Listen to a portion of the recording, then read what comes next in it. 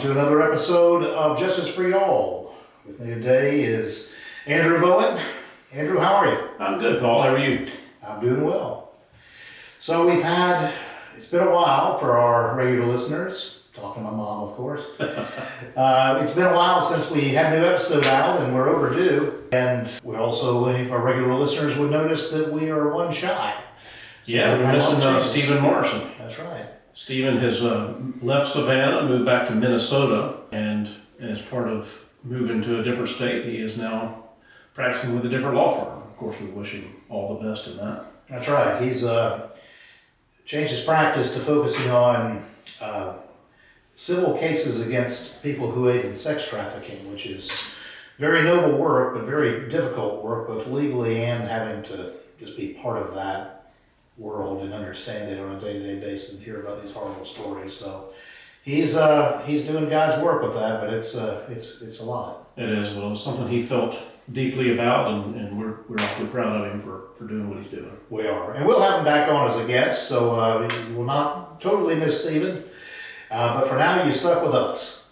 We've got some other changes as well, Paul. We have had a few. You're tuned into the podcast where justice meets Southern hospitality, broadcasting directly from Savannah, Georgia, where your go-to source for all things legal. Served up with a dose of Southern charm and commitment to justice for y'all. Since we last did a recording, we have gone to the U.S. Supreme Court. That was an experience. It was really cool. We got to do a whole episode on that. And it's now February, late February, and we had these arguments back in November. And so we're getting pretty close to our case being ripe for an opinion to come out. Yeah, the earliest we would see an opinion would probably be March, but I don't think we expect that. More likely it'll be April or May. Yeah. And I think that term, the opinions for that term, maybe even the first week of June, some opinions will come out. But we're hopeful it comes out sooner rather than later, and we're hopeful about the result as well. We are. We'll do a whole episode about that and talk about our experience in our nation's capital and what it was like to be at the Supreme Court. The highest court in the land. That's right. So we also have other news. Anybody who's watching, we are in a different podcast room than we were last, and that's not the news because we're in a new building. And we're in a new building because we, in December 1st of this year, acquired another law firm. Yes, we did. And we moved into their building and purchased into the building. Yeah, so we now have a second practice that Paul and I own, and it's called Owens Mulherin. It's a firm that's been here in Savannah for decades, doing the same kind of personal injury work that Bowen Painter has always done, with a little bit different business model. But we're going to keep Owens Mulherin going, and it's going to be Owens Mulherin, a Bowen Painter practice. That's right. And you heard it here first because we have not yet put out that branding. So that's going to be the future of Owens Mulherin. We're already, we've hired some new people. We've got, obviously the entire Owens Mulherin side is new to us. And we've got some of the people that were with that firm a long time and some new people to it. We've got a new lawyer running that side with us, Jeff Fitzpatrick. Jeff's a Savannah and a very fine man and a fine lawyer. We'll have him on the podcast soon. And we also have a new lawyer on the Bowen Painter side. Brighton Donner. And despite how it sounds, he is not a reindeer. I haven't told him yet that my wife's nickname for him is the reindeer. I figured after like 6 months, I'd tell him then. He's probably going to hear this before that, didn't he? Sorry, Brian, I'm trying to tell you before you hear this. But Brian's doing a great job. He's been practicing about 3 years and came to us from a firm that we've actually litigated against, doing largely medical malpractice defense. And prior to that, he was with another insurance defense firm that we also litigated against, and we actually had a case against Brighton. And we're very impressed with his legal ability and just the way he went about his business. And we're delighted to have the opportunity to bring him into our practice have him be part of our firm. Absolutely, he's been a great addition, and the timing couldn't be better because with our acquisition and merger, Andrew and I have had to spend more and more time on the business side of our business, and it has been great to have Brighton, who's so good about pushing the cases and giving really quality legal work to make sure that our cases are moving forward in the way we want them to do while we are distracted. So let's talk a little bit about Owens Mulherin and what that brings to our overall practice. So anybody who's listened to us knows that we are a single event personal injury law firm, which means we take, like, each case is one event, like one car wreck or one tractor trailer wreck, whatever. Yeah, as opposed to class action Right. or multi-district litigation where you may have one case that has hundreds of claimants. Right. And we kept a fairly small number of cases, and most of ours were in litigation. We received our cases from referrals from other lawyers who had a case they wanted to help with, thought we could add value to. But the result of that is these cases always took a long time. After COVID, they seem to take even longer. The last couple of cases I've tried were 10 years old by the time they got to trial, which is just horrible, but it's just the nature of the post-COVID world. But that means, when we get a case in the door, we're going to spend a lot of time and money on it, and it's going to be years and years before we have a fee that comes with that. And that makes for a pretty difficult projection of cash flows inside of business. Right. When it comes in, it's good, but you may go quite a while before you actually get paid on these cases. It's a very strange business model. And so we decided in the post-COVID world and seeing that we wanted a little more predictability and looked into what we wanted to do with that and decided that acquiring another firm who had shorter case lifespan would be a good way to do that. And so Owens Mulherin has been advertising in Savannah for 25 plus years. Mm-hmm. They have TV, billboards, they're a well-known firm in town, good lawyers, but they put themselves out there in a traditional advertising market in a way that we never really did.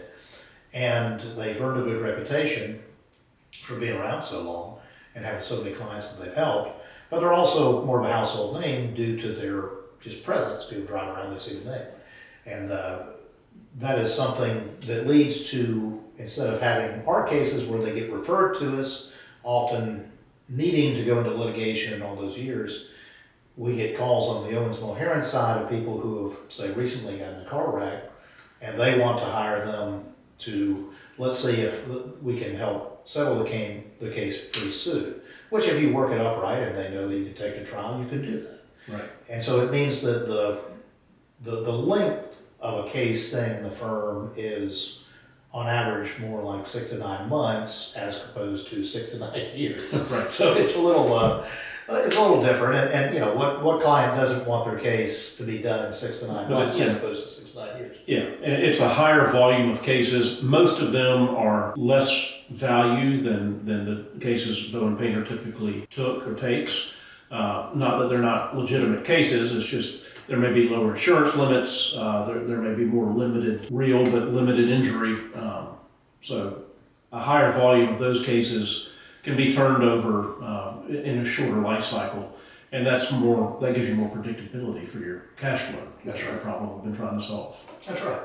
And it is a chance where sometimes they'll call and don't have a case that really shouldn't resolve that quickly. It needs to be litigated, and so it's a good chance for us to see those cases they come in on the Owens Mulherin side and say, listen, this is really a case where Bowen Painter's model and the way we handle cases would be more beneficial to the client. And so it's kind of the best of all worlds. Yeah, and so far it's been a lot of work to sort of put these two firms together, and we're still working at that. A lot of systems and procedures that we've had to figure out as we go, but it's going well.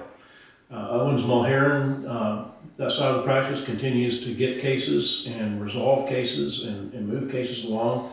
And Bowen Painter likewise continues to work on the big complex litigation that we've always done. That's right. And it's interesting from our point of view because we being a fairly small firm through the years, even though we kind of worked on big cases, we weren't corporate, I guess the best way I could say it. And as we've grown, we've had to systematize more than we have in the past. And that's been interesting to learn and interesting to do, because, I mean, most people who aren't lawyers may not know this, but when you have cases come in the door, let's say a car wreck case, there are certain phases to running a personal injury business, and it starts out with marketing. Obviously, I think there's nobody in America who's familiar with personal injury marketing, but there's a lot of ways to do it. It could be through, Andrew, our chief relationship officer, going and taking somebody to lunch, and they say, listen, I got this case I want you to work on. Could be from a billboard or TV on the Owens Mulherin side. So there's a lot of ways it can come in, and there's a lot of focus on how that happens. But one of the most crucial thing that happens for our business model is intake. Intake is when, they person has either been referred to us or, seen a billboard, seen a TV, seen something online, and say, okay, I want to call these folks and talk about them being my lawyer. Once that person calls, it is, they're usually not calling to sign up. Oftentimes they're calling to get information. And we have tried to develop a system. We have somebody who is, their entire job is doing these intake calls, talking to them, understanding what's going on with them, showing them who we are as far as being, that sympathetic, empathetic, and have knowledge of what these cases are about. And then we go from there to try and represent them if it's a case that we want to take. And so that's been a new area to us, because we never really had that as a standalone. We'd have a lawyer or paralegal who would take the calls, because we didn't get as many calls as you might get with TV and billboard advertising. So we've had to do that, and then you go on, once we get the case, then you goes into what's called pre-litigation. And that is building up the case. So you want to make sure, the client has filled all their doctor's appointments and all that. And so you try to help them in whatever way we can to make sure they're doing what they should be doing. That's something that is, kind of an unforced error when it comes to insurance companies. They say, oh, you missed 3 appointments, your case isn't worth anything. And so we try to get them to, don't miss if you can't, unless you have to. Then we got to order the medical records once somebody's done treating, whether it's a month long or they go months and have to have a surgery. We have to, throughout that time, order the medical records, and that winds up being its whole thing. And that's one of the real bottlenecks of this industry, because it used to be when we started practicing law, we'd go down to Memorial Hospital with a client's release, a HIPAA release, privacy release, and say we want all the medical records for John Smith. And the person say, all right, go back about 10 minutes. You bring them a CD to burn it on. They burn it on the CD. They bring it back. You get all the medical records. Now that is outsourced to these third-party companies who are in no hurry at all to give you those medical records, and they charge obscene amount of money to give them to you. And that's a real issue for our clients and for us, and it slows things down. So we have some workarounds for that. I won't get into it, but that's a bottleneck. Yeah.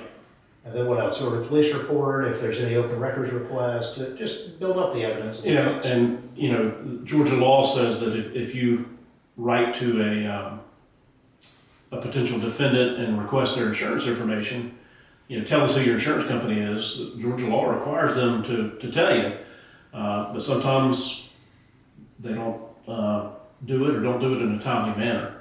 Now, most of the time for a car wreck, the insurance company will be listed on the wreck report. But so once you know who the insurance company is, you have to send a letter of representation. And of course, you want to ask the insurance company how much insurance there is. And they generally got 30 days to get that to you. So, that's another waiting period. And, depending on how compliant the insurance companies are, they may or may not get it to you even within the time frame that they're supposed to. So that's not necessarily as big a bottleneck as medical records, but it can be a little bit of a bottleneck, a little bit of a waiting game. And then the other thing is, most of our practice with Bowen Painter, especially in cases that have been referred to us from other lawyers, we were getting clients who had been dealing with whatever injury they had. They'd already been dealing with it for a while and had been through medical treatment and so forth. But with with a more volume firm that gets cases through advertising, you get a lot of people who are calling within a day or a week of being in a wreck. And, they may have been to the emergency room, but they are just starting on their medical treatment journey. So, you've got to wait until they get cleared by the doctor. See exactly what their injuries are. Typically they'll go through physical therapy or some other sort of conservative course of treatment, and hopefully that clears things up. But that can take months. So, again, you're waiting on that medical treatment. You want to make sure that they are diligently pursuing their medical treatment, because insurance companies love to point out a gap in treatment. As little as that means in reality, insurance adjusters seem to be in love with the fact that someone may have gone 2 weeks without seeing a doctor or a physical therapist or what have you. And does that stuff really matter if you get a trial? No, but if you want to settle your case in 6 months versus 6 years, right. or even a couple of years, why it's you're going to save a lot of time if you end up going to that doctor when you could have skipped. If it's sometimes it's not possible, but right. Try to push it. Life happens, and also you maybe feel better, and then you do something to tweak that injury, and you have to go back. And of course, the insurance company's instinct is to always say, well, that's a whole new injury. That's not related to this. So it's important if you are involved in a claim and you are hurt, it's important that you diligently pursue your medical treatment and follow up with the doctors every time you're supposed to. And, so a question, if I'm listening to this, don't know anything about what we do, is sort of, well, how do you keep track of all these people? What is the, if you've got on the OM side, Owens Mulherin side, maybe hundreds of clients, how do you keep track of all this going on? And what we use is called a case management system, and the one we use is called FileLine. And it's pretty neat. It's got everything you need for a case inside of it, and it's got workflows to where whenever, say, we get a medical record in, or get notice that there is a medical record, somebody went and treated somewhere, it will assign a task to order the medical record, and then you go through and there is, the providers that we use normally are already in the system.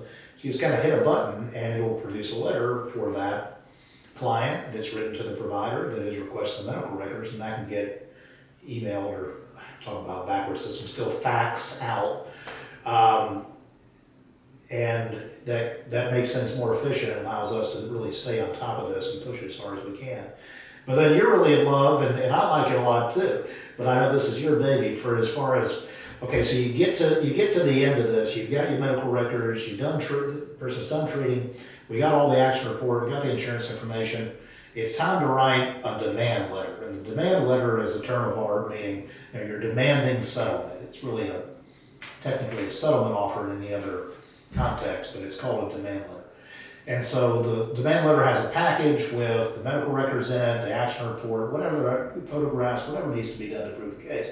But the letter itself lays out the claim and why the claim should be paid for the demanded amount.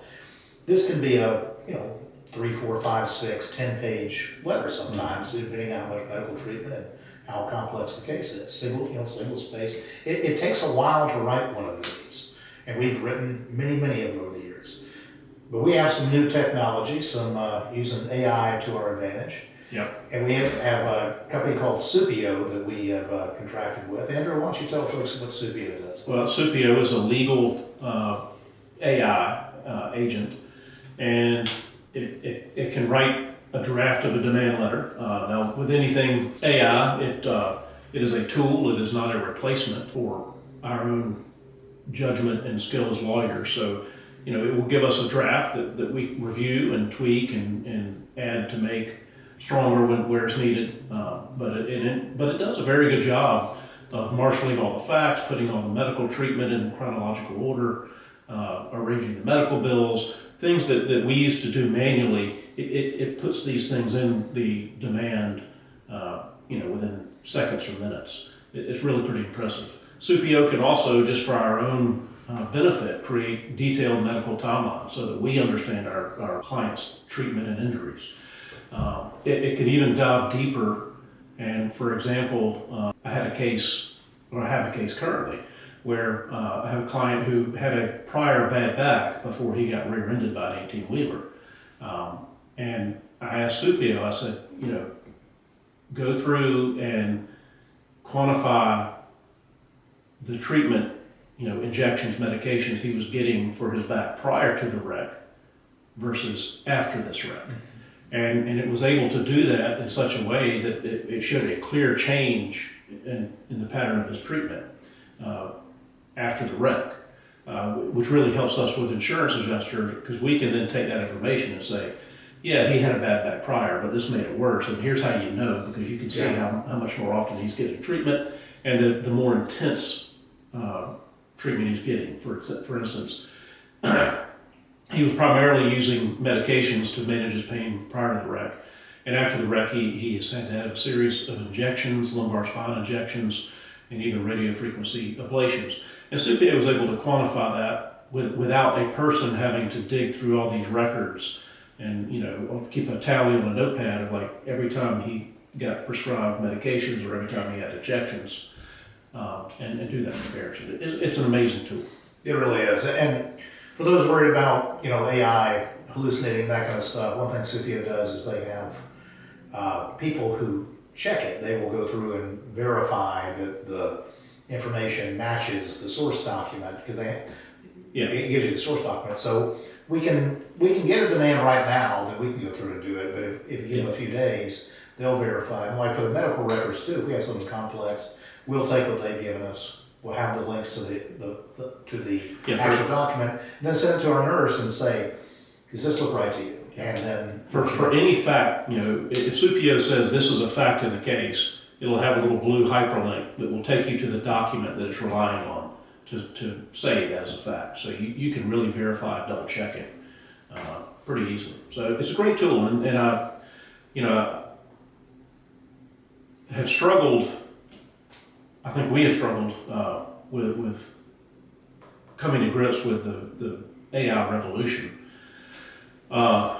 In fact, recently, Microsoft's AI chief was being interviewed, and he said, I think what he said was, in the next 3 years, as many as a third of all white-collar jobs will be done by AI. And he included law in that analysis. And basically he said, any job that you sit at a computer and do, AI can probably do that job, or at least a great part of it. So what I think we have realized is that if we are not using AI, we're going to be falling behind. So we've really jumped into it with both feet, and use it as a tool. And we're in the fortunate position that we try cases, because that is one thing. Like looking into the future, I think AI will be able to draft contracts. It'll be able to prepare real estate closing documents. It'll be able to make medical timelines and do a lot of the nuts and bolts work we go into building a case. But AI will never be human, and it will never be able to try a case. And so that's the skill set that I think we're fortunate to have, that will allow us to use AI as a tool and really boost our ability to advocate for our clients. I agree. And I think the comment that AI is going to replace a lot of jobs will probably be true. However, the way we focus on it with our team is this is not meant to replace anybody we have. What it does is gives them tools to be more efficient, so they can focus their skill and intelligence and everything on the things that matter for the client, and not, spend 2 days writing a demand. If AI can write it, they can edit it, or if they're doing the work, they can work on that. That saves 2 days. Yeah. What are those 2 days used for? The 2 days are used for doing other things to benefit clients. The human task. The human task. Like talking to the client and finding out having a conversation and finding out that, this injury has prevented them from attending their child's school play performance. And things that are real damages that, a lot of times we I think are all guilty of it at times of saying, well, this person's got, a herniated disc and they have surgery and all this without finding the true human cost of that. So using AI as a tool to do the robotic tasks Right. allows our people to really shine and excel and do the human tasks. 100%. And that's where I think the future AI is. It's going to be partners of handling what it can handle, so people can do things that people do. Really interesting. We've leaned into it. We've decided that the future, especially for a smaller business like ours, to be able to keep up, we need to leverage. And one of the biggest levers that we have right now is AI. And it's getting better all the time. It is. It's Yeah, really it's remarkable. exciting. Yeah. So that's been a lot of changes. A lot of changes. A lot of big events. We have not talked to y'all in a while on Justice for Y'all, but We've had some things going on. we've had a lot going on. But we're going to have a few more episodes coming out here, and we're going to get back to a regular schedule. But in the spirit of the Justice for Y'all podcast, before we close, I've got a little joke for you, Paul. Oh, Lord. All right. Why did David Hasselhoff change his name to just Hoff? Why is that, Andrew? Less hassle. Well, with that, it is time to sign off and let everybody shake that one off. As always, I'm Paul Painter. This is Andrew Bowen, and this is Justice for Y'all. We'll see you next time. Find us on social media. If you have a legal question, post it to our social media. We'll be happy to answer it on this podcast, and leave us a review if you're inclined. That'd be great. Thank you. Thanks for listening to Justice for Y'all. If today's episode resonated with you, or if you find yourself needing legal guidance, remember, we're just a call away. You don't have to work through the difficulties of your situation alone. Visit our website at bowenpainter.com, that's BOWENPAINTER.com, or give us a call at 912-335-1909. We're here to serve you with the dedication and warmth only true Southern hospitality can offer. Thanks for tuning in, and don't forget to subscribe to our podcast on your favorite platform so you don't miss an episode. And tell your friends and family about us if they're ever in need of some legal insight. Take care, and remember that we're committed to justice for y'all.